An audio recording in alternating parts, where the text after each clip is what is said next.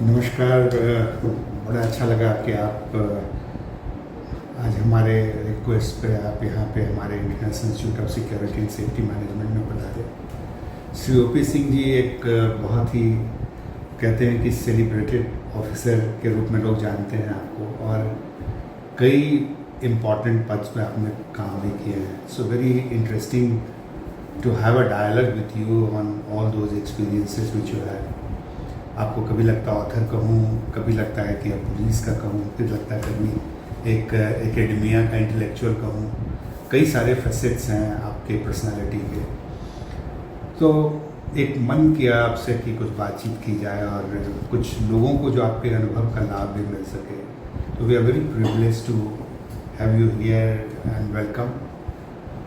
Just to tell about him is he is a very kind of a humble person from humble town, गया, and जो आजकल हम गया जी कहते हैं ऑफिशियली।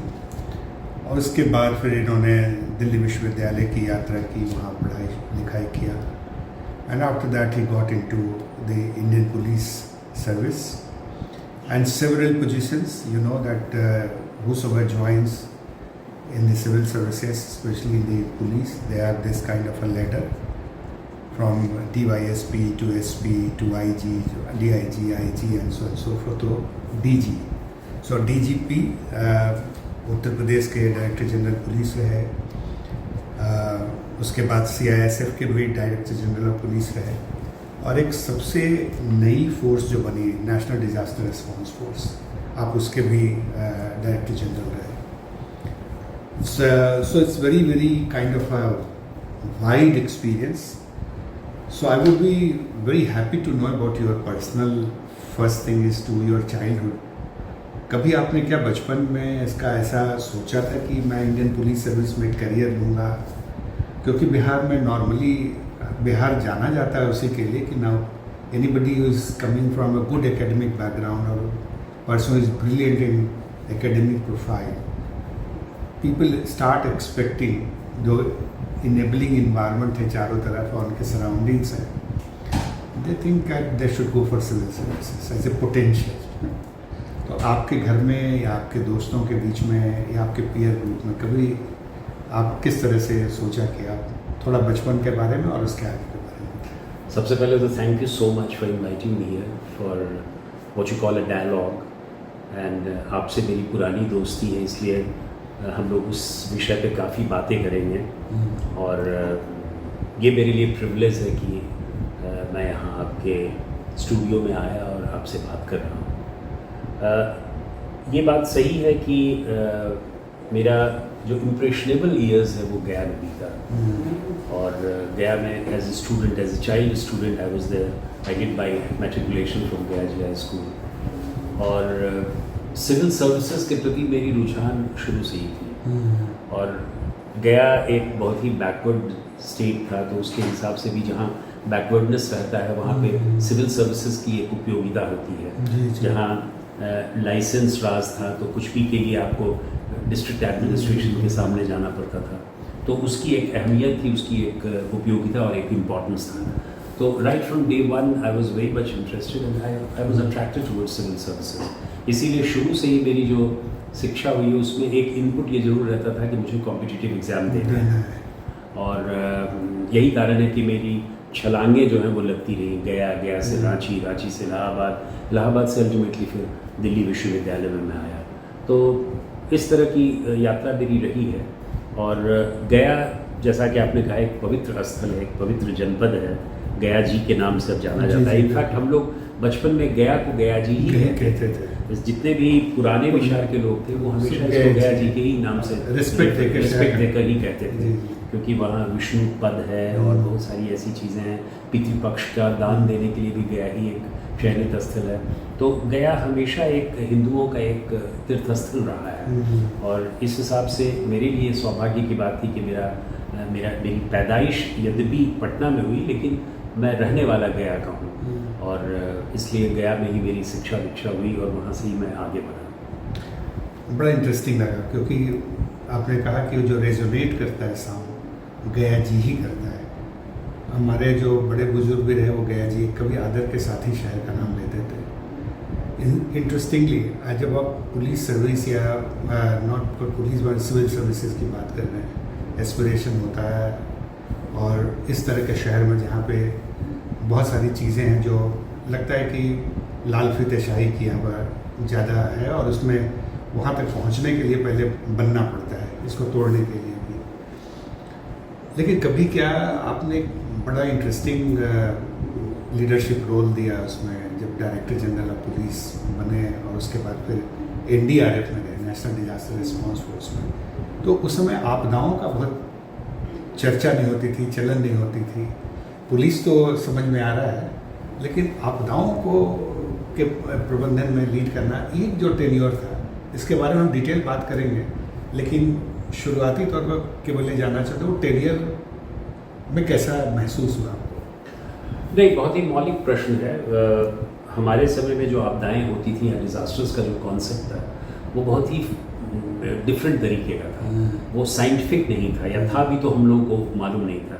जैसे एज यंग एसपी भी मैंने देखा कि यदि बाढ़ की समस्या से हम ग्रसित हैं या उसमें कोई योगदान देना चाहते हैं तो एकमात्र था कि रिलीफ हम किस प्रकार दें। रिलीफ सेंट्रिक होता था और कोई उसका कोई कॉम्प्रिहेंसिव एनालिसिस नहीं होता था। हम लोग उसको कभी जीडीपी या डेवलपमेंटल एस्पेक्ट से नहीं देखते थे। तो ये तो था, लेकिन धीरे धीरे इस पर काफ़ी बदलाव आया और आप तो खुद डिज़ास्टर के प्रोफेसर रहे हैं और डिज़ास्टर में आपने काफ़ी योगदान दिया है, तो अब तो उसकी पूरी व्याख्या ही बदल गई है। और जब मैंने एनडीआरएफ का, नेशनल डिज़ास्टर रिस्पांस फोर्स का लीडरशिप रोल एक्सेप्ट किया, मैं सबसे पहले तो आपको बता दूं कि मैं बहुत ज़्यादा खुश नहीं था उसको पाने के लिए। हाँ, मैं I was a bit reluctant, I was slightly reluctant to take over as DG National Disaster Response Force, because उस समय ये बहुत ही छोटा फोर्स था और साथ ही साथ कोई बहुत ज़्यादा उसकी अहमियत नहीं थी उस समय। लेकिन फिर मैंने देखा कि मेरे ज्वाइन करने के 3 या 4 दिनों के बाद ही श्रीनगर में फ्लड आया, अर्बन फ्लड आया, और उसमें पहली बार वो 80 साल के बारे में बताते हैं लोग कि उस तरह की बाढ़ आई, और उसमें पहली बार एनडीआरएफ वहाँ गई। और किसी अर्बन फ्लड में इतने मैसिव वे में, एक्सटेंसिव वे में किसी बटालियन का, किसी फोर्स का डिप्लॉयमेंट ये शायद पहली बार हुआ था कि एनडीआरएफ इतना, इसलिए वहाँ पे लोग कोई जानते ही नहीं थे। एनडीआरएफ को वहाँ कोई जानते ही नहीं थे। सब लोग ये पूछते थे कि ये कहाँ की फोर्स, नॉर्वे की है कि नीदरलैंड की है कि कहाँ की है। तो ये बात सही है, आपने सही कहा कि उस समय एनडीआरएफ का कॉन्सेप्ट दूसरा था, इनफैक्ट डिजास्टर का ही कॉन्सेप्ट दूसरा था, बिल्कुल। तो आपको बहुत सारे यंग सिविल सर्वेंट्स भी, एस्पिरेंट्स लोग सुन रहे होंगे या सुनेंगे इसको, तो ये जो एक पूरी जो जर्नी रही है आपकी, मतलब चाइल्डहुड से लेके ये 3 बड़े महकमे में आपने जो लीडरशिप रोल पे काम किया, how do you see that, what kind of this, अगर somebody is trying for civil services, तो बच्चों को क्या ध्यान रखना चाहिए कि कुछ इस तरह की चीज़ को हम हासिल कर सकते हैं? क्योंकि कोई ज़रूरी नहीं कि वो दिल्ली यूनिवर्सिटी तक पहुँचे, कोई ज़रूरी नहीं वो छोटे टाउन में भी हैं, लेकिन आज कल डिजिटल एक्सेसिबिलिटी है रिसोर्सेज का, तो बच्चों को जब तैयारी करते समय डिटर्मिनेशन को, खास करके सिविल सर्विसेज में बहुत सारे ऐसे मुकाम आते हैं वेयर यू एट टाइम्स लगता है कि ब्रेक कर जाएंगे, और एट टाइम्स लगता है कि have to come out from this, और कभी कभी ये भी लगता है कि, तो टेम्परामेंट बच्चों के क्या होने चाहिए जब सिविल सर्विसेज की तैयारी करते हैं? देखिए, मैं अभी भी एक मेंटोर के रूप में मैं बहुत से सिविल सर्वेंट एस्पिरेंट्स को कोच करता हूँ। मैं उनके इंटरव्यूज़ में जाता हूँ, उनसे पर्सनल बात करता हूँ, 1-to-1 रिलेशन रखता हूँ, और बहुत से यंगस्टर्स मुझसे पूछने आते हैं, मुझसे बात करने आते हैं। मैंने देखा है कि सिविल सर्विसेज की जो तैयारी होती है, उस तैयारी में जो सबसे महत्वपूर्ण चीज़ है वो ये है कि आप कितना फोकस्ड हैं, कितना कमिटेड हैं, आपका कमिटमेंट किस लेवल का है। और जब हम कमिटमेंट की बात करते हैं तो उसमें एवरीथिंग बिकम्स कॉम्प्रिहेंसिवली इंक्लूडेड। आपकी लगन कितनी है, आपका परिश्रम कितना है, आपका एनालिटिकल माइंड कितना है, आप कितना समय दे पा रहे हैं, किस प्रकार आपका आर्टिकुलेशन है, किस प्रकार कम्युनिकेट कर पा रहे हैं, बहुत सारी चीज़ें हैं। इंटेलिजेंस बहुत ज़रूरी है, लेकिन हार्ड लेबर, एक जो बहुत कहा जाता है कि परिश्रम, वो बहुत ज़रूरी है। और यही कारण है कि बहुत से लोग इंटेलिजेंट होते हुए भी नहीं कर पाते हैं, क्योंकि उनमें वो जुनून, वो पैशन नहीं रह पाता है। और मैं तो ये कहूँगा कि you have to be a learner all your life.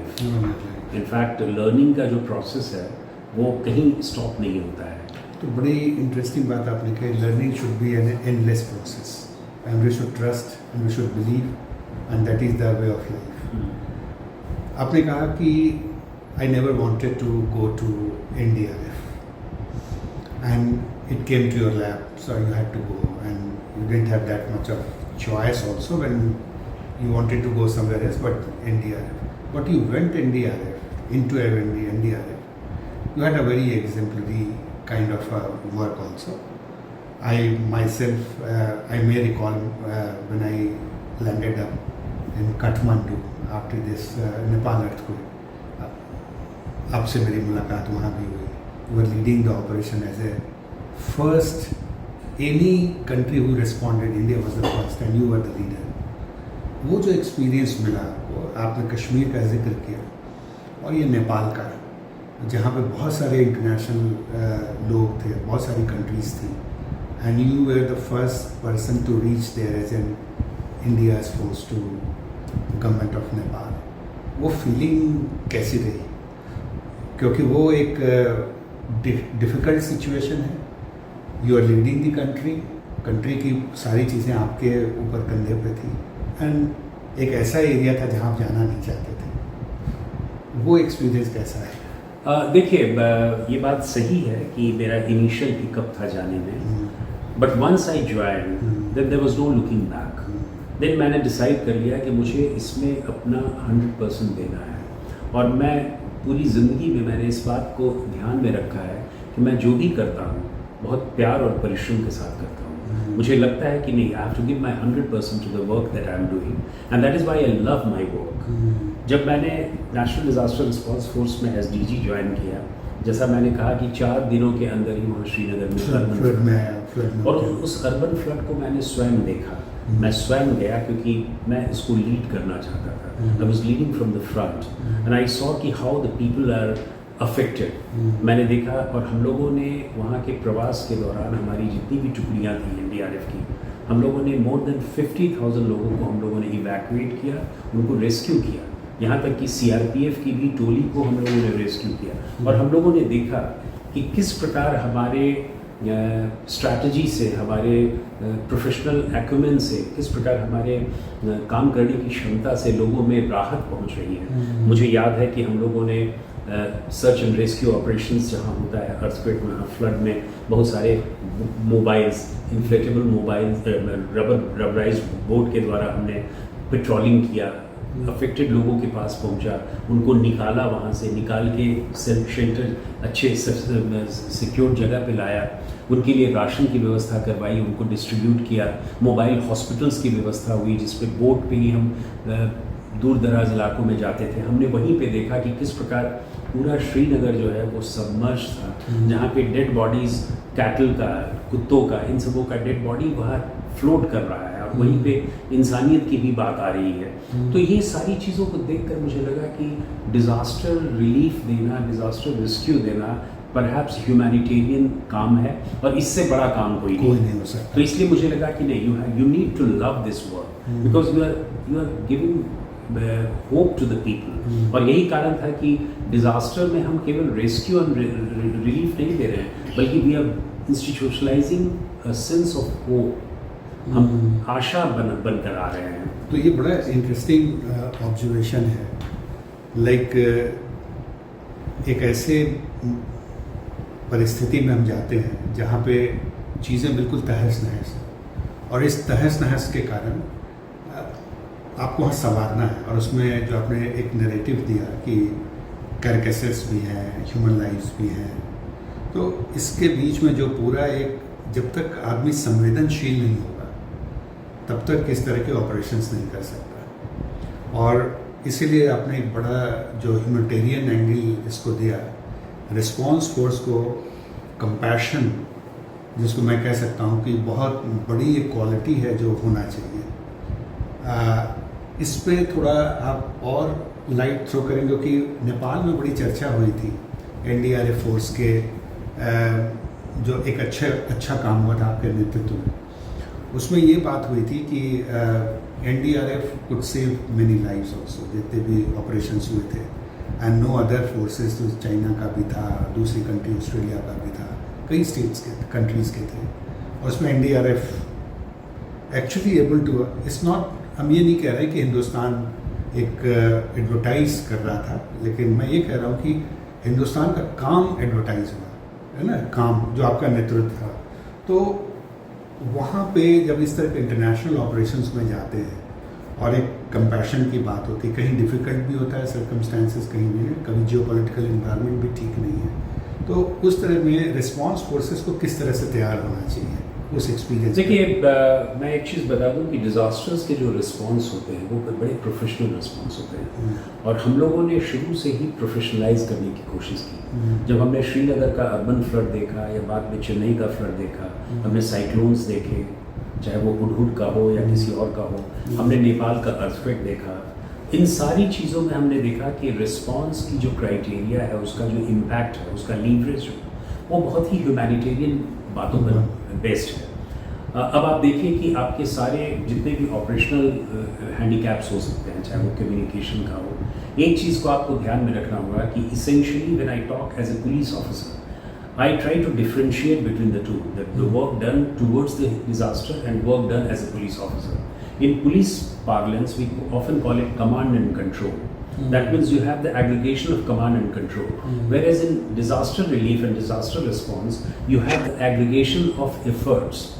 आप efforts को aggregate करते हैं। यहाँ पे command and control matter करता है, आपका incident command control matter करता है, incident रिस्पॉन्स मॉडल को मैटर करता है, लेकिन अगर आप एफर्ट्स को एग्रीगेट नहीं करेंगे, और एफर्ट्स को एग्रीगेट करने के लिए जितने भी आपके स्टेक होल्डर्स हैं with in the force and outside, आप इनसे मदद ले रहे हैं, उनसे मदद ले रहे हैं, रिसोर्स मोबिलाइज कर रहे हैं, ये सारे एफर्ट्स को एग्रीगेट करके ही आप रिस्पॉन्ड कर रहे हैं, और वो रिस्पॉन्ड जो है वो किसी कंपैशन, किसी ह्यूमैनिटेरियन बेसिस पे निर्भर कर रहा है, तो मल्टीप्लाई कर जाता है आपके एफर्ट्स, और उसका इम्पैक्ट जो है मल्टीप्लाई कर जाता है। यही कारण है कि हम लोगों ने कम समय में 52-53 हज़ार लोगों को इवैक्यूएट किया, उनको रेस्क्यू किया। इसी प्रकार नेपाल अर्थक्वेक की जब आप बात करते हैं, तो नेपाल में भी हम लोगों को एक फॉरेन लैंड में हम आ रहे हैं, we were the first to reach there. In fact हमारा सबसे बड़ा यूएसपी का था कि हम 24/7 काम कर रहे थे। मुझे याद है कि 25 अप्रैल 2015 को, 25 अप्रैल 2015 को जब हमारी टीम वहाँ पहुँची, तो उसी समय से लेकर जैसे ही हमें ब्रीफिंग हुआ, उस समय से लेके अंत तक हम 24 घंटे काम करते रहे, और यही डिफरेंस हमारे और दूसरी टीमों में था। दूसरे देशों की जो टीम आए थे वो दिन भर काम करते थे और शाम को फिर वो अपना ऑपरेशंस जो है वो ख़त्म कर देते थे। हमारा ऑपरेशन 24/7 चलता रहता था, और कई ऐसे दृष्टांत आते हैं। मुझे याद है कि एक वहाँ पे एक सर्विंग ऑफिसर की डेथ हो गई थी। the whole building collapsed on him. He was in a market complex, और उनकी डेड बॉडी को निकालने के लिए हम लोगों की टीम ने अथक प्रयास किया, और सबसे बड़ा प्रश्न वहाँ पे था कि बिना एम्पुटेट किए हुए उस बॉडी को कैसे निकाला जाए।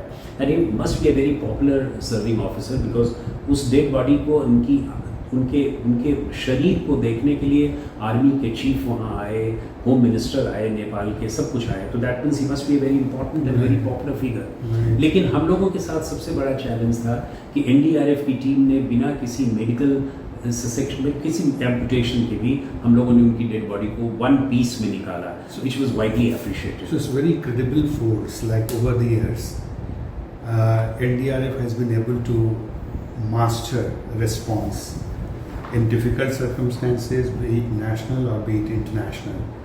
I think 4-5 principles are working very well, as आपके बात से मुझे निकला। पहली बात है कि any disaster response force should be very, very committed.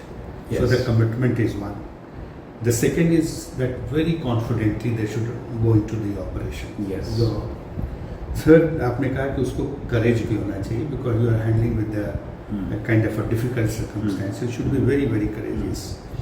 And consultative. You said that large number of people are there, so coordination. Yes. So 5 C's, consultative and also coordination. 5 C's Yes. निकल के आ रहे हैं, जो आपने बात करी कि अगर if any disaster response force has to respond to a difficult circumstances, All these factors have to be right. तो क्या लगता है आपको कि अभी आज के दिन में इसको यही फोर्स जो आप लोग जिसके पार्ट आप रहे, this force is now is called as a angel in orange, कैसा फील होता है आपको? बहुत अच्छा फील होता है। और मैं आपको ये बता दूं कि एनडीआरएफ जो है इंडिया का, वो एक स्टैंड अलोन फोर्स है। और स्टैंड अलोन हम इसलिए कहते हैं कि पूरे वर्ल्ड में कहीं पे भी इस प्रकार का फोर्स जो टोटली कमिटेड हो, टोटली डायरेक्टेड हो इस चीज़ के लिए, वो नहीं है। हम लोगों ने बहुत ऐसे सिद्धांत बनाए हैं एनडीआरएफ में कि हम प्री पोजिशनिंग कैसे करें, प्रोएक्टिवली कैसे डिप्लॉय करें। और सबसे बड़ी चीज़ क्या है कि हमारी जो ट्रेनिंग हो रही है, वो ट्रेनिंग जो है वो बहुत ही प्रोफेशनल तरीके से हो रही है। हम ट्रेनिंग में ये देखते हैं कि किस प्रकार हम डिफरेंट सिनेरियोज़ में हम किस प्रकार मैक्सिमम कर सकें। अगर बाढ़ है तो बाढ़ की क्या हमारी ट्रेनिंग होगी, अर्थक्वेक है तो अर्थक्वेक की क्या ट्रेनिंग होगी।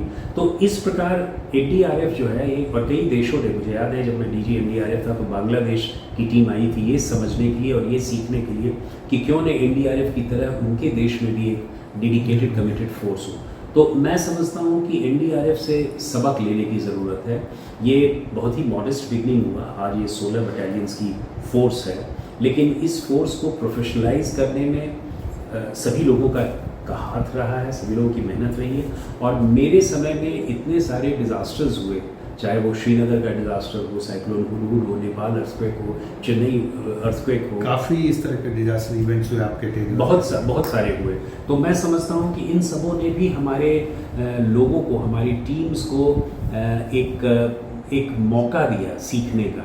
और मैं समझता हूँ कि कैपेबिलिटीज़ जो है वो तभी प्रोड्यूस होती है जब आदमी एडवर्सरीज में काम करता है। जब इस प्रकार का सिचुएशन होता है तो कैपेबिलिटीज़ बढ़ती जाती है। सो फोर्सेस को भी जो इस तरह के चैलेंजेस जो झेलने पड़े, that help in also progress, absolutely, to expand your capability. So it's very interesting to see the emerging role of NDRF as a unique force in the world.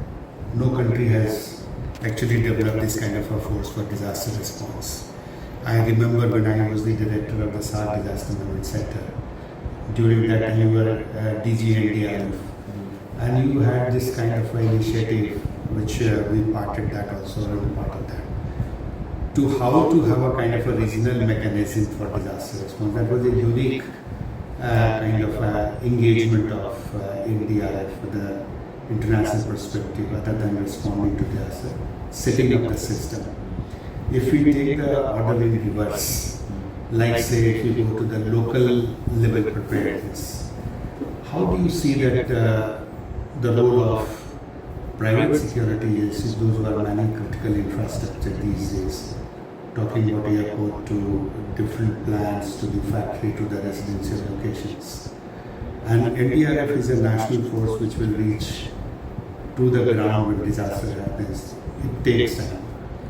And what about this kind of a SDRF and that kind of a combination? Do you see any role of private security agencies in whole of the format of disaster response system?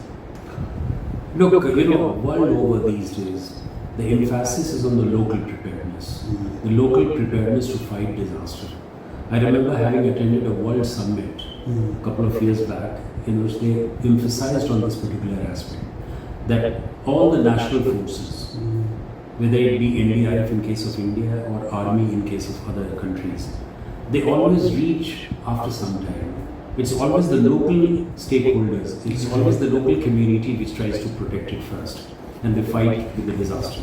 So the role of the private agencies, private security agencies to be more specific, cannot be undermined. I mean, they are always there and they can be trained, they can be drafted towards that scheme of things, where they can respond with little bit of professionalism that they have under their command, plus looking at the geography, the local population always knows the problems much better than the people coming from outside. और यही कारण है कि national disaster response force का एक mandate ये भी है कि आप कम्युनिटी अवेयरनेस प्रोग्राम्स करेंगे, आप फेमिक्स करेंगे, फेमिलियराइजेशन एक्सरसाइजेस करेंगे। And I remember during my tenure, almost 6 lakhs people were trained, and we trained the entire community in different ways. In fact, we identified the vulnerable communities, we identified their problems, we identified their needs. And according to that, the teams used to go, and they not only talk about the disaster, they talk about the entire comprehensive package, that what will happen, not only do's and don'ts, but how to earn the livelihood, how to do everything. So that local preparedness is always better and always desirable. So in that situation, the role of the private security sectors would be definitely much bigger. Suppose a collapse takes place, suppose there is an earthquake and a multi-story building falls. There you have the agency deployed as a private agency. What will happen to those private guards? They will definitely swing into action. They will immediately go and try to save the lives of the people. So the role cannot be minimized. In fact, they should be promoted. They should be encouraged to go undergo such kind of. And that is why यही कारण है कि बहुत सारे stakeholders, community के stakeholders को, चाहे वो mercenary हो, चाहे वो रिक्शा वाला हो, पान वाला हो, business class हो, trading class हो. In fact, each and every sector, each and every segment of population should be trained. That is the program which you mentioned about the community. So 6 lakh people. Yes. It's very interesting. Disaster response में एक concept है golden hour, and you are saying hitting on that only. Yeah. That how to within the golden hour, they are so trained, the private security agencies, so they can come as a good rescue to them. In fact, golden hours का best example at a global level is Nepal earthquake. Nepal earthquake में दिन के 12 बजे 11:56 पे दिन में वहाँ पे earthquake आया, and that earthquake was of 7.8 or 7.3 magnitude. Now imagine, Nepal was not prepared to fight it all alone, and they sought help from others. Now our Prime Minister Modi immediately swung into action and extended all kinds of help. And within 5 to 6 hours, the 7 or 8 teams of NDRF immediately landed there. And we landed at 5 o'clock in the evening, barely 5 or 6 hours after the earthquake. And we started work. And we were the only force which could retrieve and save 11 live victims out of 16. And we were recorded, our name was recorded in the significant way by the United Nations. So मैं समझता हूँ कि golden hours का सबसे बढ़िया example जो है Nepal earthquake मिला, और उसी गोल्डन आवर को अगर हम लोकलाइज करें तो उससे बढ़िया नहीं हो कोई नहीं हो सकता है. तो ये बड़ा इंटरेस्टिंग है. आपने कहा कि role of private security agencies, जो इवोल्यूशन प्रोसेस हमारा पूरा डिजास्टर रिस्पॉन्स का चल रहा है. We started with the army, dependence on the air force. वो अभी भी रहता है कि अगर बहुत कैटास्ट्रॉफी, बहुत हाई कैटास्ट्रॉफी है तो ऑल फोर्सेस वर्क टुगेदर. तो धीरे धीरे हम उनके रोल को मिनिमाइज कर रहे हैं कि डिपेंडेंसी ऑन देम है. उनको एक अलग रोल देश ने दे रखा है to safeguard our country's interest in the border and other thing. और साथ साथ हमारा जो इनसाइड द कंट्री की बात हो रही है, कैटास्ट्रॉफी की बात हो रही है, इस तरह के स्पेशलाइज्ड फोर्सेस की भूमिका बढ़ रही है. और उसमें हम इस इवोल्यूशन प्रोसेस में प्राइवेट सिक्योरिटी, कम्युनिटी, जैसे कॉमन पर्सन्स का रोल बहुत इंपॉर्टेंट है. That's very interesting to see that how 20 years from now. एक चीज़ मैं जो बताना चाहूँगा कि एनडीआरएफ का भी एक इवोल्यूशनरी रोल रहा है. एनडीआरएफ का निर्माण, उसकी उत्पत्ति जो है 2006 में हुई जी, और 2006 से 2014 तक उसने जो यात्रा तय की, उस यात्रा में कई उतार चढ़ाव रहे. In fact, the most important thing that happened during this period was either Kosi flood in Bihar और केदारनाथ ट्रेजेडी. लेकिन केदारनाथ ट्रेजेडी में हमने देखा कि एनडीआरएफ की जो एक एडिक्वेट जो कंट्रीब्यूशन होना चाहिए वो नहीं हो पाया. The people were not so well trained. They did not see the hill view. मतलब एक होता है कि हाई ऑल्टीट्यूड में हम कैसे रख सकें, हाई ऑल्टीट्यूड के डिजास्टर को हम किस प्रकार फाइट करें, ये उनको जानकारी बहुत अच्छी नहीं थी. There was no air mobility. As a result, the people did not understand. और मुझे याद है कि बहुत सी किताबों में ये लिखा गया कि जो ट्रेनिंग धीरे धीरे मिलती गई और वही ट्रेंड आर्मी, वही आर्मी जो एनडीआरएफ का केदारनाथ ट्रेजेडी में था, वो ज़्यादा वेल ट्रेंड होकर नेपाल के अर्थक्वेक में आया, श्रीनगर के अर्थक्वेक में आया. सो ट्रेनिंग का एक बहुत ही महत्वपूर्ण, और हमने ट्रेनिंग पे बहुत ध्यान दिया। हमने कहा कि प्रोफेशनली जो है आप तभी अच्छे बन सकते हैं जब आप ट्रेनिंग को हर एक दशा में रखें, और ट्रेनिंग जो है वो प्रैग्मेटिक होना चाहिए, हर एक सिचुएशंस की ट्रेनिंग अलग अलग होनी चाहिए। So training and capacity building, Capacity building, constant improvement होना constant चाहिए, improvement their skills is very important. तो अभी आज के दिन में एनडीआरएफ को अगर 2-3 या सुझाव माननीय गृह मंत्री जी अमित शाह जी कहते हैं यूनिटी ऑफ कमांड होना चाहिए, और ये लार्ज नंबर ऑफ एजेंसी से करती हैं, और एनडीआरएफ को और भी अच्छे से स्ट्रेंथन होना चाहिए, और एक बड़ा फेथ है एनडीआरएफ फोर्स पे, जो सभी का फेथ है, पूरे देश का भी फेथ है, और लीडरशिप का बहुत फेथ है इसमें, लीडरशिप इसको बढ़ाना भी चाह रही है। तो कुछ ऐसे 1-2 सुझाव जो एनडीआरएफ, जो चेंजिंग माहौल है अभी देश में, आपदाओं का एक सिलसिला सा चलता है, एक ही साथ देश में 4-5 स्टेट, 8 स्टेट्स, 9 स्टेट्स प्रभावित हो जाते हैं, तो ऐसे में एनडीआरएफ को और प्रभावी होने के लिए, जो एक आपने कहा कि लोकल लेवल पे आप स्ट्रेंथन करें, जैसे प्राइवेट सिक्योरिटी एजेंसीज की रोल को भी कहा, लोकल कम्युनिटीज का जरूरत, और amongst the kind of NDRF कुछ इस तरह के आपके 1-2 सुझाव हैं तो देखिए, एनडीआरएफ को और भी अच्छे तरह से उसको प्रेजेंट करने के लिए और उसको बनाने के लिए सबसे पहले तो एयर मोबिलिटी की बहुत ज़रूरत है। मैं समझता हूँ कि एनडीआरएफ का वक्त आ गया है जो उसे एक एयर पावर दिए जाने की आवश्यकता है, ताकि उसका एक अपना एयर विंग हो जिससे कि वो एक जगह से दूसरी जगह जा सके। This is the first requirement. The second requirement, as per my knowledge, is that it should go for specialization. बहुत सारे ऐसे चीज़ हैं, जैसे आपको मैं बताऊं कि डिजास्टर्स के भी स्वरूप बहुत डायनामिक होते हैं। हमारे समय में बोरवेल में बच्चे गिर जाते थे। मुझे याद है कि मैंने आईआईटी कानपुर और आईआईटी दूसरे जगहों के लोगों से, वहाँ के प्रोफेसर से मैंने कंसल्ट किया कि क्या रेस्क्यू ऑपरेशंस हमारा होना चाहिए, हमारा रेस्क्यू करने का क्या तरीका होना चाहिए। जिस प्रकार डिजास्टर्स अनप्रिडिक्टेबल होते हैं, उससे रिस्पॉन्स को भी डायनामिक और साइंटिफिक बनाने की जरूरत है। मुझे याद है कि एक बार रोपवे में, झारखंड के एक जगह रोपवे से ट्रेजेडी हुई थी जिसमें कुछ लोग मर गए थे। मुझे पता नहीं आ रहा था कि किस प्रकार उसके रेस्क्यू ऑपरेशंस का हमारा सिद्धांत होना चाहिए। तो कई तरह के डिजास्टर्स जो हैं उनके स्वरूप को स्टडी करने का, जैसे माइंस का ही है। आपने देखा अभी कि उत्तराखंड में जो हुआ, हम लोग लोकल से ग्लोबल की बात करते हैं और ग्लोबल से फिर हम लोकल में आते हैं। रेड माइनस जो है वो अंत में वो उन्हीं से काम है। बिलासपुर हिमाचल में जब हुआ था ट्रेजेडी, जिसमें कि टनल कोलैप्स कर गया था, 3 आदमी उसमें फंसे थे, एक का पता नहीं चलता, 2 आदमी 9 दिनों तक अंदर माइंस के अंदर, उस टनल के अंदर फंसे रहे। और it was to the credit of our engineers, structural engineers, our mines engineers and our NDRF boys, कि जो हम लोगों ने एक 40 मीटर गहरा एक शाफ्ट को वो करके, और वहाँ पे जबकि लूज सॉयल था, लूज पत्थर था, और उससे हम लोगों ने रेस्क्यू ऑपरेशन किया और 2 को बहुत ही सही तरीके से 9 दिनों के बाद उसको निकाला। तो मैं समझता हूँ कि बहुत सारे ऐसे केस स्टडी किए जाने की आवश्यकता है जिसमें हम स्पेशलाइज्ड रिस्पॉन्स कैसे करें। उसके लिए ज़रूरी है कि हमारा टाई अप हो माइनिंग स्कूल के साथ, टेक्निकल इंस्टीट्यूट के साथ, IITs, IIMs के साथ, ताकि हम बहुत से रेस्क्यू और रिस्पॉन्स की मेथोडोलॉजी को समझ सकें, उनसे शिक्षा ले सकें, वो हमसे लें और हम उनसे लें, क्योंकि हम लोग एग्जीक्यूटर्स हैं।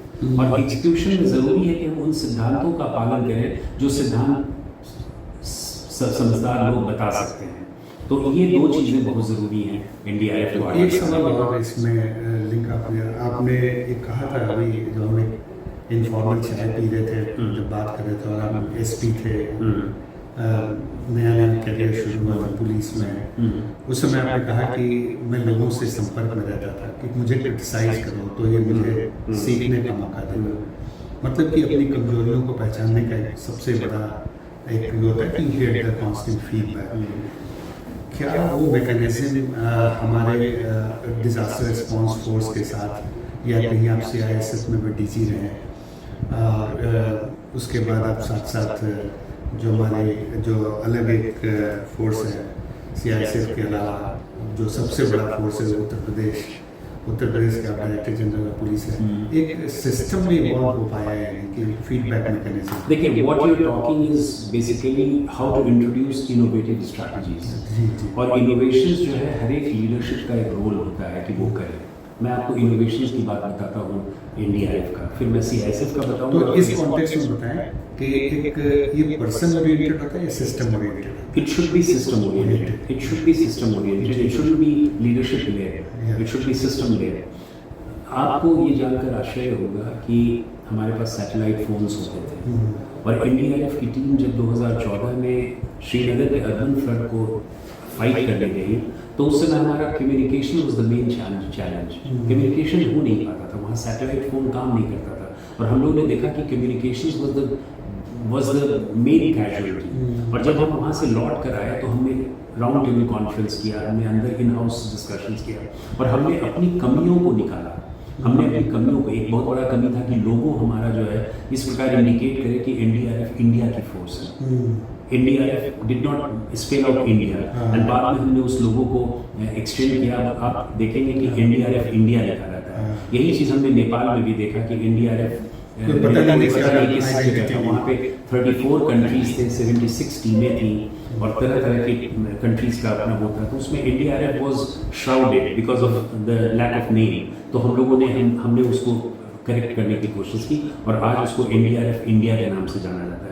कम्युनिकेशंस पे हमने ध्यान दिया और ये चीज़ हमने बहुत हार्ड वे में श्रीनगर अर्बन फ्लड में सीखा और हमने देखा कि अगर कम्युनिकेशंस को हम रोबस्ट नहीं बनाएंगे तो हम रिस्पांस बढ़िया से नहीं कर पाएंगे। और यही कारण है कि हमने डिप्लॉयबल एंटीना को खोज निकाला जो चेन्नई अर्बन फ्लड में हमें बहुत मदद किया। हमने पोर्टेबल एंटीना रखा और उस पोर्टेबल एंटीना से हम जगह जगह जाकर न केवल हम अपने बीच कम्युनिकेट कर पाते थे बल्कि हम विक्टिम से भी हम कर पाते थे। और इसका हम लोगों ने डॉक्यूमेंटेशन किया और उस डॉक्यूमेंटेशन पे हमने पाया कि हमको बहुत इससे फायदा। तो ये बड़ा अच्छा स्टेप आपने लिया कि एक रिस्पॉन्स तो हम कर ही रहे हैं लेकिन साथ ही इनोवेशंस को भी जगह दे रहे हैं। बहुत ज़रूरी और मल्टी स्टेक होल्डर से कंसल्टेशन करके, जैसे आपने साइंटिफिक इंस्टीट्यूशंस के बारे में बताया, IIT के बारे में बताया, प्लस तो एक उस तरह की लर्निंग को फोर्स। इसीलिए मैंने कहा कि प्रोसेस को मैंने बहुत ईज आउट किया। ईजिंग द प्रोसेस, जैसे हम कहते हैं ना बिजनेस में कि डूइंग द बिजनेस, कुछ है easy doing of the business, उसी तरह हमने इसको प्रोसेस को बहुत इजी बनाया। मुझे याद है कि 2015-16 में हम लोगों ने एज अगेंस्ट 54-51 नए इंस्ट्रूमेंट्स लिए, नए इक्विपमेंट लिए। इक्विपमेंट जब आप लेते हैं तो उसको टेस्ट करते हैं, वैलिडेट करते हैं और तब जाकर इक्विपमेंट लेते हैं। तो हम लोगों ने इन सब इक्विपमेंट्स को अच्छा समझा जो हमारे आर्मरी में आया, जो हमारे लिए बहुत ही अच्छा रहा कि हम कैसे इक्विपमेंट के थ्रू हम डिजास्टर्स को डील कर सकते हैं। तो इनोवेशन जो है वो हर एक चीज़ हमने इनोवेशन किया कि हमने मैनुअल्स बनाए, हमने SOPs बनाए। आज तक NDRF में SOPs और मैनुअल्स नहीं बने थे। उस समय 2014-2015 में SOPs बने, मैनुअल्स बने और उनको वो किया गया। तो कई ऐसे सोशल मीडिया को हम कैसे एक्सटेंसिवली यूज़ कर पाए, सोशल मीडिया के माध्यम से हमने अवेयरनेस को क्रिएट किया। मुझे याद है चेन्नई के अर्बन फ्लड में I was online on air and I was giving directions to people कि आप ये कीजिए, वो कीजिए। और हम लोगों ने ट्वीट के माध्यम से, ईमेल के माध्यम से, सोशल मीडिया में पूरा, और उससे लोगों को बहुत फ़ायदा हुआ।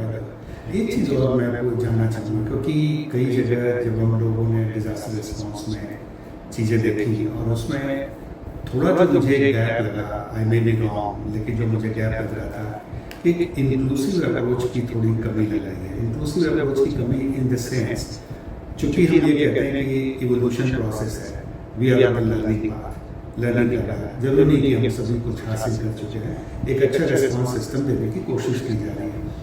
उस पर जैसे क्या NDRF में इस तरह की कोई मुहिम है, कोई प्लान है जिसमें जहाँ पे हम जाते हो, क्योंकि कम्युनिटी जो अफेक्ट होती है वो हैंडीकैप भी होते हैं, शिशु भी होते हैं, इन्फेंट्स भी होते हैं, बच्चे भी होते हैं, महिलाएं भी होती हैं, तो उस तरह के स्पेसिफिक रिस्पॉन्स सिस्टम को भी ध्यान में रखा जा रहा है। क्योंकि मैं एक बार गया था किसी प्रदेश में और वहाँ पे एक महिला जो विक्टिम थी, उनको अर्थक्वेक का केस था, वो खुद बता रही थी, वो निकल के आई, उनको निकाला गया रेस्क्यू करके, और क्योंकि उनकी बॉडी स्वेल कर रही थी, खास करके पैर का पोजीशन था, कहीं फ्रैक्चर हुआ। तो जो रिस्पॉन्स एजेंसी थी वो पूरा उनका ट्राउजर ऊपर से नीचे उनको बचाना वो काट दिया, लेकिन वो ओपन डोमेन में था, कहीं कवर नहीं था। तो ये जो एक सेंसिटिविटी है हमारे देश में, जिस तरह से महिलाओं की की बात हम कहते हैं नारी सर्वत्र और देवता है, उस परिस्थिति में डिजास्टर रिस्पॉन्स के कॉन्टेक्स्ट में महिला की सुरक्षा और इस तरह से महिला की पोजिशनिंग जो डिफरेंटली इम्पैक्टेड होती है, तो क्या इस तरह की फोर्सेस को इस तरह से ट्रेन किया ये बहुत ही फंडामेंटल क्वेश्चन है और बहुत ही वैलिड क्वेश्चन है कि इंक्लूसिव रिस्पॉन्स के लिए ज़रूरी है कि हम विद सेंसिटिविटी विद कंपैशन उनको करें। आपने देखा होगा कि डिजास्टर्स के तुरंत बाद ट्रैफिकिंग बहुत बढ़ जाता है, ह्यूमन ट्रैफिकिंग, पर्टिकुलरली गर्ल्स का ट्रैफिकिंग, चाइल्ड ट्रैफिकिंग बहुत होता है। मैंने देखा नेपाल अर्थक्वेक के बाद भी जो स्टडी हुआ है उसमें हुआ है। क्या हमारा एटीट्यूड होना चाहिए, किस प्रकार हम उनको डील करें, क्या हम प्रिवेंट उसको कर सकते हैं कि even as a rescuer should we not prevent it.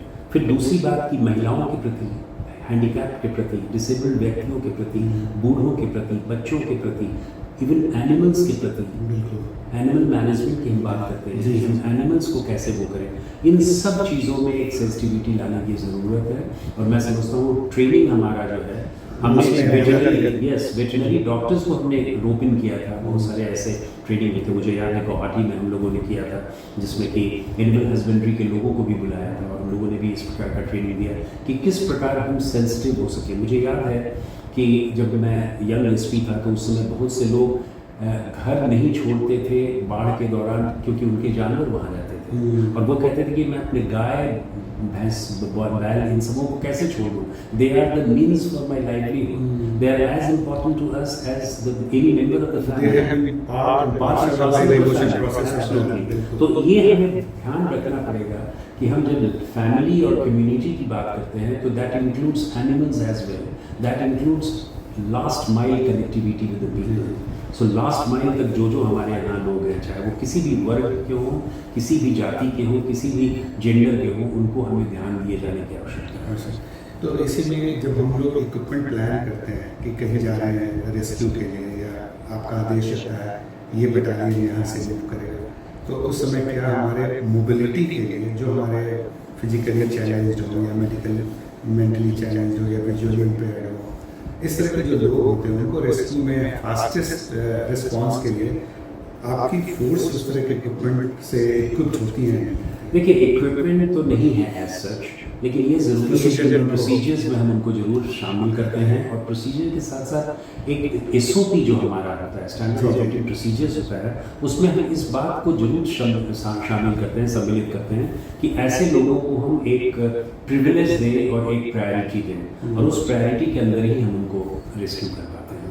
तो ये बड़ा एक बहुत ही अहम चीज़ है। और दूसरी जो है महिलाओं के प्रति संवेदनशीलता, जिसको प्रशिक्षण से लोगों को बताया जा सकता है कॉन्टिन्यूम में कि हमारे फोर्स, कोई महिला फोर्स भी आप रखना चाहते हैं तो 16 बटालियन। देखिए, महिला फोर्स तो नहीं है, लेकिन महिला काफ़ी हैं, आ गई हैं, महिलाएं काफ़ी आ गई हैं। हमारे समय में महिला कमांडेंट पहली बार एक बटालियन को लीड कर रही थी चेन्नई में, जो अराकुनम में हमारी बटालियन थी, उसको एनडीआरएफ की बटालियन, उसको उसकी पहली महिला कमांडेंट हुई थी जो सीआईएसएफ की थी और उन्होंने बहुत सक्सेसफुली, क्योंकि जब डिजास्टर रिस्पॉन्स करने जाते हैं तो महिलाएं भी डिस्ट्रेस में अपने आप को असुरक्षित महसूस करती हैं, लेकिन जब महिला फोर्स अगर कोई सामने आता है तो शायद फिर वो एनजीओ ही निकल पड़ती है। नहीं, एक चीज़ मैं बताऊं कि पटना में फ्लड के दौरान बोट पे, हमारे एनडीआरएफ की बोट पे एक गर्भवती महिला ने बच्चा पैदा किया, तो ये भी सेंसिटिविटी का ये मैं बता रहा हूँ कि, और she was very happy. Chennai flood में हमने एक प्रेग्नेंट वुमेन को हेलीकॉप्टर एयरफोर्स के चॉपर में रखने के लिए हमने उनको रखा वहाँ पे, और and the father of the girl was so happy कि उसने कहा कि एनडीआरएफ और एयरफोर्स दोनों को मैं बधाई देता हूँ और हृदय से धन्यवाद देता हूँ। तो इस तरह के कई दृष्टांत हैं जिसमें हम लोगों ने अपनी सेंसिटिविटी दिखाई है। तो एक जो मानस बना है वो मिथ को आप डीमिस्टिफाई करें। मिथ बना हुआ है फोर्स का मतलब बिल्कुल एरोगेंट, फोर्स का मतलब लॉ एनफोर्समेंट का मतलब you have to be arrogant and pushy और kind of you have your body language should be very aggressive, इस स्टीरियोटाइप होता है।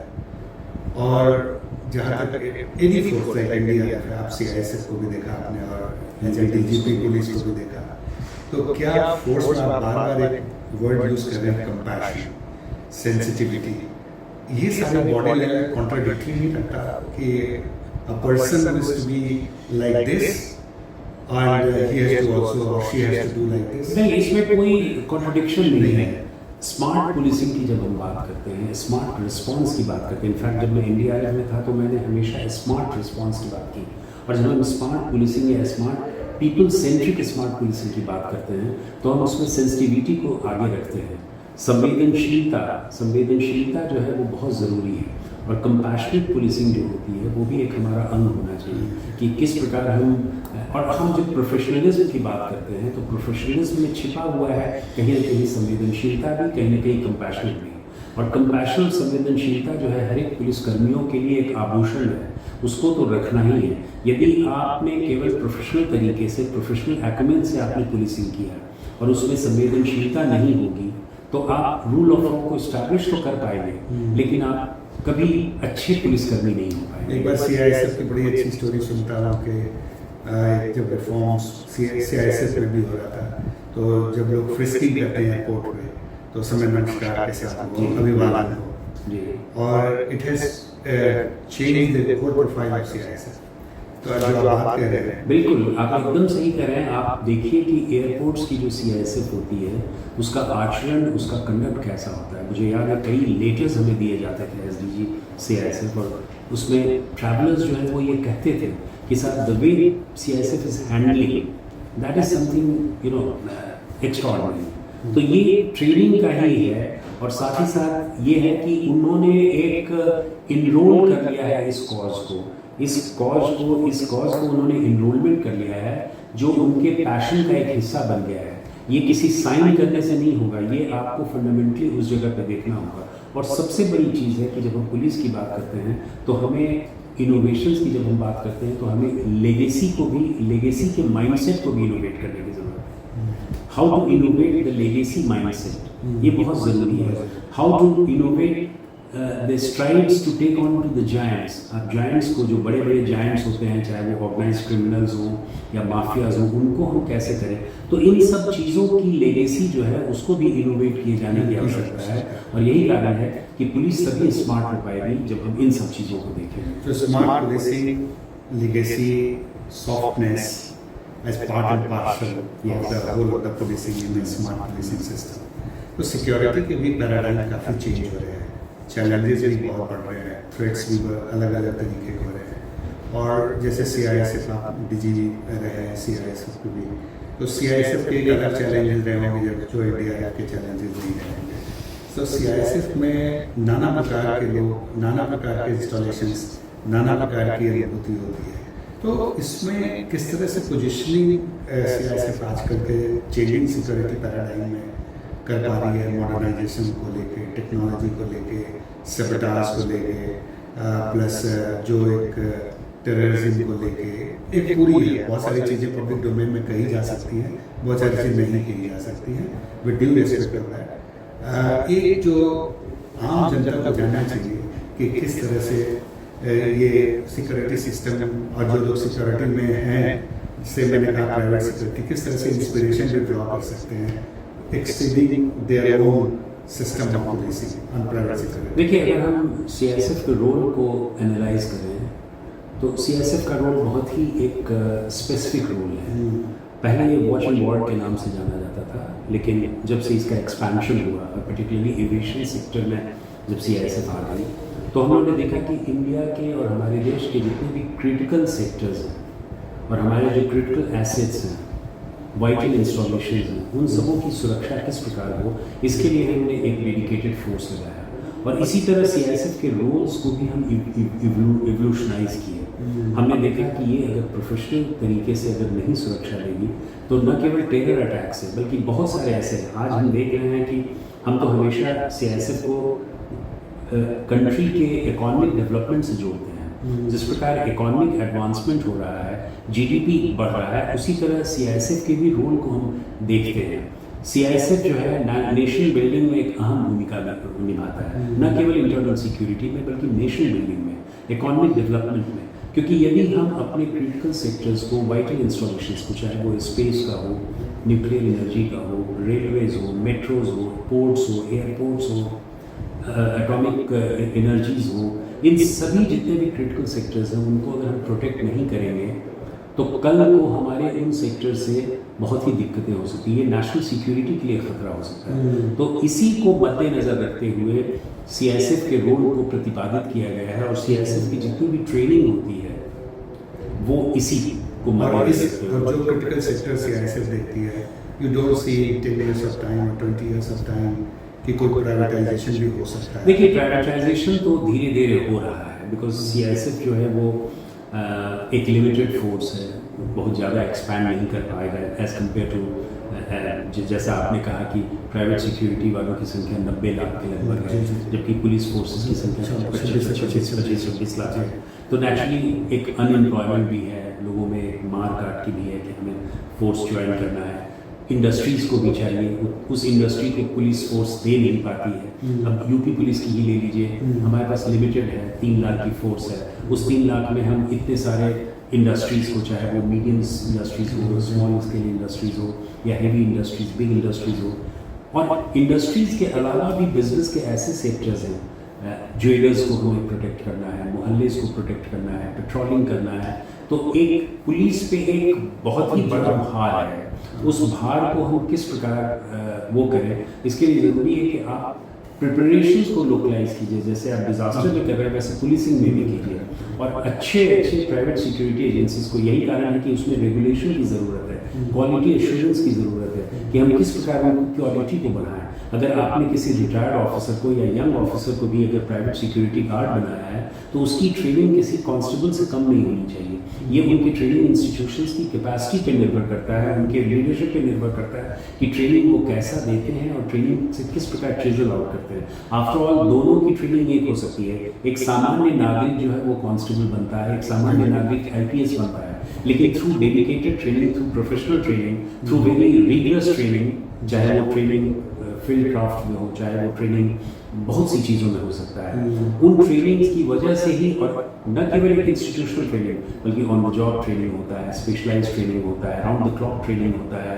इन सभी ट्रेनिंग्स को, जो बिकॉज ट्रेनिंग इज ए निरंतर प्रोसेस, ये जो है हमेशा डायनेमिक है। मुझे याद है कि आपकी ट्रेनिंग की भी कैपेसिटी कम होती है, तो उस ट्रेनिंग की कैपेसिटी को हम कैसे बढ़ाएं, क्वालिटी को कैसे बढ़ाएं, प्रोफेशनलाइज कैसे करें। अगर इन सब चीज़ों को प्राइवेट सिक्योरिटी इंडस्ट्री अगर देखेगा तो मैं समझता हूँ कि वो पुलिस फोर्सेस से भी अच्छा हो सकता है और ज़्यादा वो सोशल नीड्स को केटर कर सकता है बनिस्बत police force. So it's very interesting, क्योंकि एक तरफ देखते हैं जो सिटीजन का जो रुझान होता है, यूथ का जो रुझान होता है, आपने कहा उसका अनएम्प्लॉयमेंट हो गया। अगर कहीं पुलिस की भर्ती होती है तो एक मीलों लंबी लाइन लग जाती है, शहर में आपाधापी मच जाती है कि हमें किसी तरह से पुलिस में जाना है यूथ में। और दूसरी तरफ एक प्राइवेट सिक्योरिटी इंडस्ट्री यहाँ जो 90 लाख लोग सर्व कर रहे हैं, लेकिन प्राइवेट सिक्योरिटी और सिक्योरिटी पर से, I am not saying private security, security as a career कैसे ग्लैमराइज हो सकता है? सिक्योरिटी पुलिस तो थ्रू प्रोफेशनलिज्म, उसके अलावा कोई कारण नहीं है। आप जितना भी अपने शरीर के वस्त्र को बदलते रहें, अंदर से अगर आप में प्योरिटी नहीं आएगी तो you can not be a good human being. Similarly आपके प्रोफेशनल कंडक्ट और प्रोफेशनल तौर तरीके में अगर जब तक सुधार नहीं होगा, जब तक क्वालिटेटिव चेंज नहीं होगा, अगर आप प्राइवेट सिक्योरिटी गार्ड्स को होम गार्ड्स की तरह रखेंगे और उनको बहुत ही अनप्रोफेशनल तरीके से ट्रेन करेंगे, उनकी कोई ट्रेनिंग की व्यवस्था नहीं है, उनके लॉजिस्टिक्स की कोई व्यवस्था नहीं। आज पैरामिलिट्री फोर्सेज या आर्मी, उनके जवान क्यों इतने चुस्त रहते हैं? बिकॉज पूरे इकोसिस्टम को उनको ध्यान दिया जाता है। उनके रहने का क्या तरीका है, उनके खाने का क्या तरीका है, उनके कपड़े का क्या तरीका है, उनके ड्यूटी आवर्स का क्या तरीका है। इन सब चीज़ों को जब देखते हैं हम, तब एक प्रोफेशनल पुलिसमैन बनता है। ये बात स्टेट पुलिस के साथ भी नहीं है और ये बात प्राइवेट इंडस्ट्री के साथ भी नहीं है। स्टेट पुलिस में भी हमने देखा कि हमने वीकली ऑफ देने की कोशिश की। मुझे याद है मैंने 2 जगहों पे कानपुर और बाराबंकी में एक एक्सपेरिमेंट किया कि क्या हम वीकली ऑफ दे सकते हैं कि नहीं दे सकते हैं, but we could not give because there was shortage, manpower shortage था। तो हमें ज़रूरी है कि हम पुलिस को एक प्रोफेशनल तरीके से देखने के लिए केवल ट्रेनिंग ही वर्क लाइफ बैलेंस करना पड़ेगा, उनको इतना रेस्ट देना पड़ेगा ताकि वो अच्छे से काम कर सके। जैसे प्राइवेट सिक्योरिटी में भी 12 घंटे तो ये सारी चीज़ें जो हैं वो डिपेंड करता है कि आप इंस्टीट्यूशनल एनवायरनमेंट कैसा बनाते हैं। So you see a very larger picture, a larger role of private security agencies in times to come. लेकिन उसके लिए बहुत ज़रूरी है कि प्राइवेट सिक्योरिटी भी अपने लेवल से ऊपर उठे। एग्जैक्टली। और उसमें भी वो प्रोफेशनलिज्म लाए, निरंतर उनको ट्रेनिंग और उनकी। आप देखिए कि हम वॉलंटियर्स की बात कर रहे हैं। वॉलंटियर्स जो हैं हमारे, वो एक तरह से प्राइवेट इंडस्ट्री का ही एक स्वरूप है। वॉलंटियर्स में हमने देखा, हमने डिजिटल वॉलंटियर्स रखा था कुंभ मेले में। 5 लाख लोगों को, यंग बॉयज एंड गर्ल्स को हमने डिजिटल वॉलंटियर्स बनाया and some of them they did wonderful job, outstanding job, because their job was to have the cyber patrolling. और किस प्रकार राम जन्मभूमि में जब अयोध्या के प्रकरण में जब माननीय सुप्रीम कोर्ट का जजमेंट आने वाला था, उस जजमेंट में उत्तर प्रदेश एक ऐसा स्टेट था जहां किसी भी प्रकार की घटना नहीं हुई। उसका सबसे बड़ा कारण था कि हम लोगों ने सोशल मीडिया पे बहुत ही बारीकी से उसका अनुसरण किया। हमने अपने डिजिटल वॉलंटियर्स के माध्यम से उन पोस्ट को जो ऑब्जेक्शनेबल होते या डिलीट करने लायक होते उसको हमने किया। तो ज़रूरी है कि हम अपने ट्रेनिंग को, अपने प्रोफेशनलिज्म को बढ़ाएं।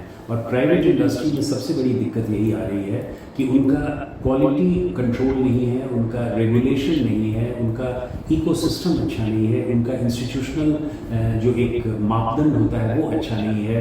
तो ये इन सब चीज़ों पे private industry, private security industry को ध्यान देना पड़ेगा।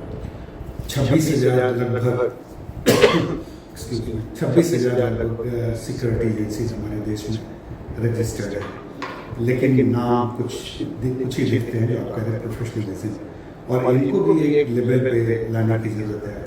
क्या इस तरह के डिमांड साइड में, ये तो सप्लाई साइड है, प्राइवेट सेक्टर है, ये चाहिए कि हमारी चीज़ें मिले, लोग इसका डिमांड है। क्या डिमांड साइड में उस तरह की नीड समझी जा रही है कि हमारे प्राइवेट सिक्योरिटी एजेंसीज इस तरह के स्किल के सेट के लोगों और वे रेडी टू पे द प्राइस? आपको क्या लगता है जैसे पूरा आपने उत्तर प्रदेश को एक बड़ा, कई कंट्री से बड़ा राज्य है और उसमें इतने बड़ी पुलिस, इतने बड़े लोग, सबको मेंटेन करना, उतनी सारी एक्टिविटीज, कुंभ से लेके क्रिकेट मैच से लेके और बड़े बड़े इवेंट, पॉलिटिकल रैली से लेके सब कुछ होता है। तो ऐसे में जो आप भूमिका बता रहे हैं प्राइवेट सिक्योरिटी, सो क्या उस तरह की डिमांड मीट करे या पब्लिक डिमांड हो सकता है हाई एजेंसीज के द्वारा? देखिए, डिमांड मीट तो तभी होता है जब लोगों की इसकी आवश्यकता हो। हमारा जब तक क्राइम रेट बढ़ता रहेगा, और क्राइम रेट नेचुरली बढ़ेगा क्योंकि पॉपुलेशन भी बढ़ रहा है, पॉपुलेशन पर लाख पॉपुलेशन जो है उसके कारण उसकी जनसंख्या उतनी ज़्यादा नहीं हो पाएगी। लेकिन अपार्ट फ्रॉम दैट, एक जो इंडस्ट्रियलाइजेशन हो रहा है, जो अर्बनाइजेशन हो रहा है, जो लिबरलाइजेशन हो रहा है, जो हमारा अनएम्प्लॉयमेंट बढ़ रहा है, इन सब चीज़ों से हमारा क्राइम रेट भी प्रभावित हो रहा है। और जब क्राइम रेट होगा तो उसका डायरेक्ट इम्पैक्ट पड़ेगा इंडस्ट्रीज पे। तभी मैंने हमेशा सोचा कि इंडस्ट्री और पुलिस का जो इंटरफेस होता है वो बहुत स्ट्रांग होना चाहिए। तो उस इंडस्ट्री पुलिस के इंटरफेस को कोई रिप्लेस अगर कर सकता है तो प्राइवेट सिक्योरिटी एजेंसी कर सकती है।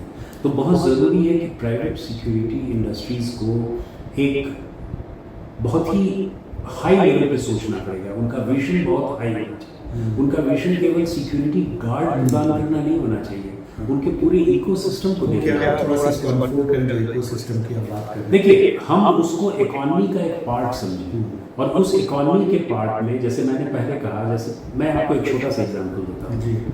प्रतापगढ़ में एक लड़की, बच्ची 13-14 साल की बच्ची जो है, वो उसको स्कूल जाते वक्त छेड़ा जाता है, मॉलेस्टेशन होता है। एक समय आता है जब उसके फादर उसको कहते हैं कि तुम घर पे बैठ जाओ, अब मेरी हिम्मत नहीं है कि तुमको हम स्कूल भेज सकें, क्योंकि हमारी हिम्मत नहीं है कि हम उन लड़कों से लड़ सकें जो तुम्हें छेड़ते हैं, और पुलिस भी शायद अक्षम है, नहीं कर पा रही है, और उसको कह दिया जाता है कि तुम घर पे रहो, तुम्हारी शिक्षा बंद की जाती है। मैंने पुलिस वालों को कहा कि तुम्हारी अकर्मण्यता से केवल एक क्राइम नहीं हुआ, बल्कि एक राइट टू एजुकेशन खत्म हो गया। इस लड़की का जो फंडामेंटल राइट था शिक्षा का, उस शिक्षा से वो वंचित रह रही है। तो एक छोटा सा क्राइम, एक इनकंस्पिकुअस क्राइम, जो मामूली क्राइम, अगर आप समाज में पूछें तो वो कहेंगे कि डकैती और रॉबरी से तो बहुत छोटा क्राइम है, लेकिन वो छोटा नहीं है।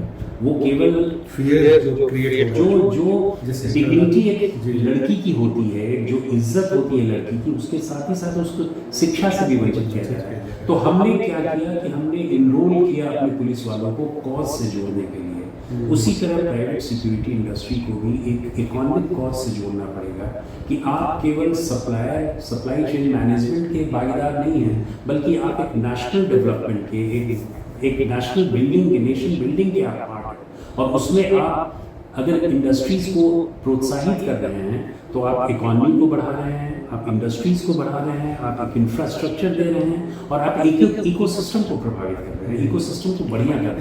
इट्स वेरी इंटरेस्टिंगली आपने जो बात कही कि it's just not providing security, but it's a whole development and national security ecosystem का पार्ट।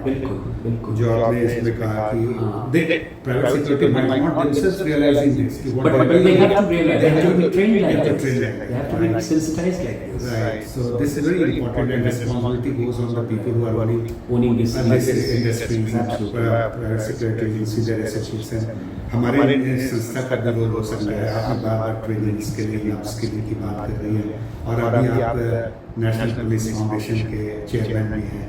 तो एक साझा रूप से भी हम लोग एक इस तरह की बात सोच सकते हैं कि civil police, private security agency, skilling upskilling का स्वरूप कैसा होना चाहिए देश में, क्योंकि हम लोग इस देश को मजबूत करना चाह रहे हैं, और इस देश में मजबूती तब लगेगा कि कहने से तो होता नहीं है। ऐसा लगेगा कि हर नागरिक अगर अपने आप को सुरक्षित महसूस करता, हर जहाँ पर भी जिस जगह का वो एक्सेस करता, चाहे वो क्रिकेट मैच देखने जाता हो, चाहे कुंभ के मेले में स्नान करने जा रहा, या चाहे वो ट्रेन पे बैठ रहा हो, या रेलवे की सफ़र कर रहा हो, जहाँ भी जाता हो तो उसको सुरक्षा का जब एहसास तभी होगा, मुझे लगता है जब हम सभी मिलकर अगर प्राइवेट सिक्योरिटी एजेंसी जब part and parcel of the national development process है, अगर जो एक बात आपने कही कि ट्रेनिंग स्किल, इसका फॉर्मेट क्या होना चाहिए? स्किलिंग ये बहुत चैलेंजिंग है, इंस्टीट्यूशंस नहीं, जैसे प्राइवेट सिक्योरिटी एजेंसीज को भी आप देखें, और पुलिस के भी हैं, पुलिस आपका नेशनल पुलिस अकेडमी और इस तरह की एजेंसीज हैं, स्टेट में पुलिस की ट्रेनिंग की व्यवस्था है, लेकिन जो प्राइवेट सिक्योरिटी एजेंसी है, जो आपने कहा है, इट्स नॉट केवल guarding, it's not security as a perspective, as a development. तो उस तरह के जो एजुकेशनल इंस्टीट्यूशंस या हमारी IISSM की भूमिका क्या हो सकती है, बड़े पर्सपेक्टिव से थोड़ा आपको नीड्स एनालिसिस देखना पड़ेगा। आपको देखना पड़ेगा कि आपका कस्टमर्स का नीड्स क्या है, कस्टमर्स क्या चाहते हैं, और आपको ये भी देखना पड़ेगा कि हम किस किस थिएटर में ये काम कर रहे हैं। अगर आपका थिएटर केवल प्राइवेट घरें हैं, केवल बिजनेस हाउसेज हैं, इंडस्ट्रीज हैं, तो सभी की रिक्वायरमेंट्स अलग अलग है। तो ये एक रिसर्च का विषय है जिसमें रिसर्च करना पड़ेगा कि हम किस प्रकार इन नीड्स को हम केटर कर सकते हैं डिपेंडिंग ऑन देयर रिक्वायरमेंट्स। तो पहले तो यही जानकारी होनी चाहिए सिक्योरिटी इंडस्ट्रीज को कि हाउ उनके जो कंट्रीब्यूशंस क्वांटिफाई कैसे करते हैं, how they are actually helping the economy to grow. In fact हम स्किलिंग की इतनी बात करते हैं, आज केवल 37% ऐसे स्किल्ड वर्कर्स हैं जो कि काम पे लगाए जा सकते हैं, यानी अभी भी हमारे स्किल्ड वर्कर्स की कमी है। इंडिया में भी हमारे स्किल्ड वर्कर्स की कमी है। तो स्किलिंग का मतलब ये नहीं हुआ कि आपने पूरी चीज़ें कर ली। स्किलिंग का मतलब है कि एक स्पेसिफिक जॉब और टास्क आप कैसे कर पाते हैं। तो बहुत सारी आपसे बातें हुई सिक्योरिटी सेफ्टी के बारे में, और आप एक लेखक भी हैं, अभी आपकी रिसेंटली 2 किताबें आई हैं, तो ये जज्बा कहाँ से आया कि आपने डॉक्यूमेंटेशन का भी जिक्र किया, शोध करना किया, तो अंदर से जो एक विद्यार्थी आपने लर्निंग की बात इस पर, वो विद्यार्थी जागा या कैसे आप इसमें? देखिए, लिखने का शौक मुझे बचपन से रहा है और मैं हमेशा लिखता रहा हूँ। चाहे वो थोड़ा ही लिखूं, बेकार लिखूं, ये मैटर नहीं करता, बट लिखूं मैं। तो आई हैव बीन राइटिंग। और जब मैं कॉलेज से यूनिवर्सिटी आया, यूनिवर्सिटी से फिर पुलिस जॉब में आया, I was in between, I was teaching also in Delhi university for about a year और सो। उसके बाद मैंने देखा कि सबसे बड़ी चीज़ है कि आप किस प्रकार अपने लाइफ को डॉक्यूमेंट करते हैं। मैंने 100% नहीं किया, लेकिन कई ऐसे इम्पोर्टेंट मौके आए जिसमें मैं उन सबों को, चीज़ों को लिखा। फॉर एग्जांपल, मैंने लखीमपुर में क्या किया, मैंने इलाहाबाद में क्या किया, मैंने कुंभ मेले में क्या किया, मैंने CISF में क्या किया, कुछ मैंने लिखा। और जब मैं रिटायर कर चुका, तो रिटायरमेंट के बाद पैंडेमिक आ गया, कोरोना लॉकडाउन हो गया, तो लगा कि भाई आप तो you cannot step out of your house, तो डू समथिंग वर्थवाइल।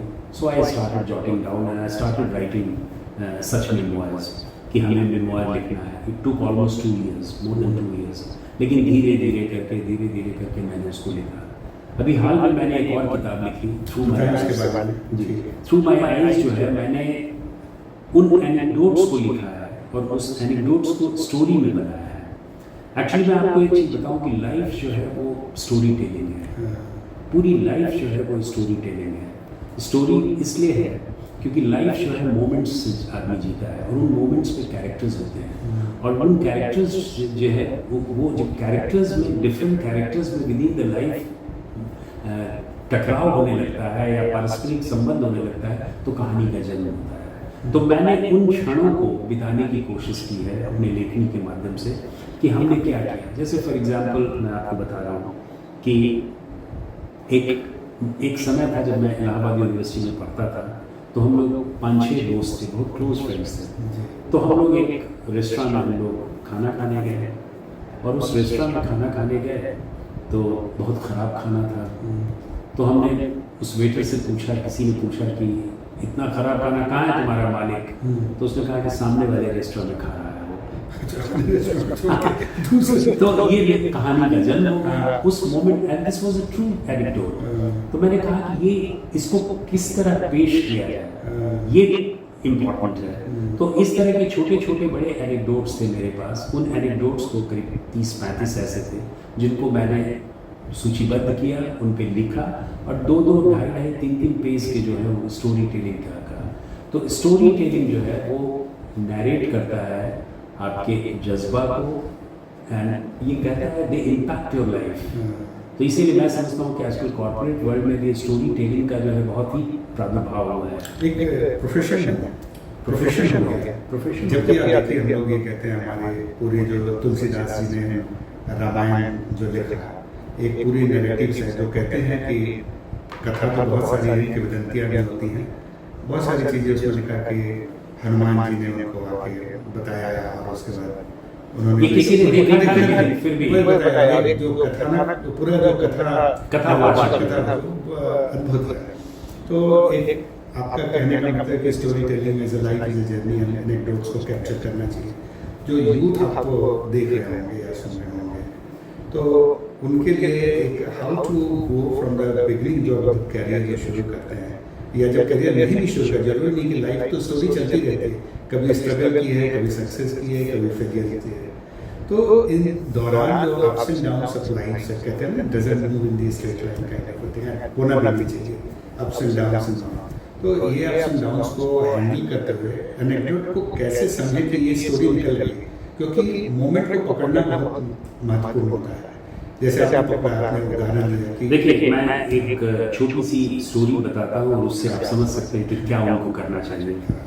एक कैथीड्रल बन रहा था, एक धार्मिक कैथीड्रल बन रहा था, और उसमें बहुत सारे मजदूर पत्थर काट रहे थे, पत्थर को तोड़ रहे थे। एक महिला वहाँ से आई और उसने पूछा एक से कि तुम क्या कर रहे हो? तो उसने कहा, देखनी नहीं है आप, मैं पत्थर तोड़ रहा हूँ। कुछ दूर जाकर उसने दूसरे पत्थर वाले से पूछा कि तुम क्या कर रहे हो?